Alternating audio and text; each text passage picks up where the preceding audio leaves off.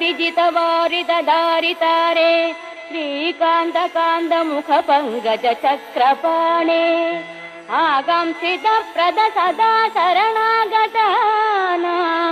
श्रीवातमन्दिरपते तव सुप्रभातम्। श्रीराजमानसुमनो मकुटाग्ररत्ननीराजिताङ्घ्रियुग भक्तजनैकबन्धो नारायणाच्युत हरे भगवन्मुरारे श्रीवातमन्दिरपते तव सुप्रभातम्। भूलोकवासि जनपुण्यफलेन नृणामालोकनाय गुरुवायुपुरेऽभिरामे त्रैलोक्यनायक विभो त्वमिहाविरासिः श्रीवातमन्दिरपते